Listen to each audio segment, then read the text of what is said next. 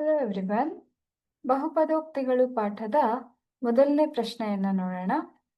P of x is equal to x ಘಾತ 2 minus 3x plus 4x ಘಾತ 3 minus 6 ಈ ಬಹುಪದೋಕ್ತಿಯ ಮಹತ್ತಮ ಘಾತ ಅಂದ್ರೆ ಈ ಬಹುಪದೋಕ್ತಿಯ ಡಿಗ್ರಿ ಎಷ್ಟು ಅಂತ ಕೇಳ್ತಾ ಇದ್ದಾರೆ. ನಾವು ಮಹತ್ತಮ ಘಾತ ಅಂತ ಅಂದ್ರೆ ಕೊಟ್ಟಿರುವಂತಹ ಒಂದು ಬಹುಪದೋಕ್ತಿಯಲ್ಲಿ ಅಥವಾ ಸಮೀಕರಣದಲ್ಲಿ ಚರಾಕ್ಷರದ ಗರಿಷ್ಠ ಗಾತ್ರವನ್ನ ನಾವು ಆ ಬಹುಪದೋಕ್ತಿಯ ಡಿಗ್ರಿ ಅಂತ ತಗೊಳ್ತೀವಿ. ಈಗ ಈ ಒಂದು ಬಹುಪದೋಕ್ತಿಯನ್ನ ನಾವು ಘಾತಗಳ ಇಳಿಕೆ ಕ್ರಮದಲ್ಲಿ ಬರ್ಕೊಳ್ಬೇಕು. ಯಾವುದೇ ಒಂದು ಸಮೀಕರಣವನ್ನ ಕೊಟ್ಟಾಗ್ಲೂ ಅಲ್ಲಿ ಆ ಸಮೀಕರಣದ ಘಾತಗಳನ್ನ ಗಮನಿಸಿ ಅದರ ಇಳಿಕೆ ಕ್ರಮದಲ್ಲಿ ಬರ್ಕೊಂಡ್ರೆ ನಾವು ಮಹತ್ತಮ ಘಾತವನ್ನ ಕಂಡುಹಿಡಿಯೋದು ಸುಲಭ ಆಗತ್ತೆ.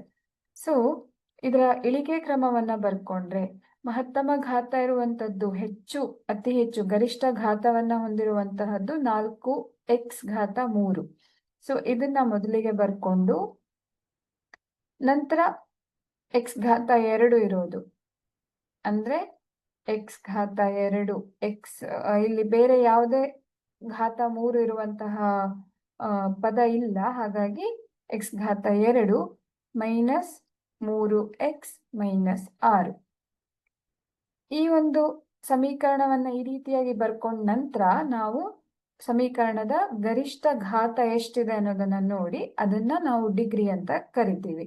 ಸೊ ಈ ಒಂದು ಸಮೀಕರಣದ ಗರಿಷ್ಠ ಘಾತ 3 ಇರೋದಕ್ಕೆ ಸಮೀಕರಣದ ಡಿಗ್ರಿ ಮಹತ್ತಮ ಘಾತ 3 ಆಗಿರುತ್ತೆ. ಸೊ ಸರಿಯಾದಂತಹ ಉತ್ತರ ಆಪ್ಷನ್ ಸಿ.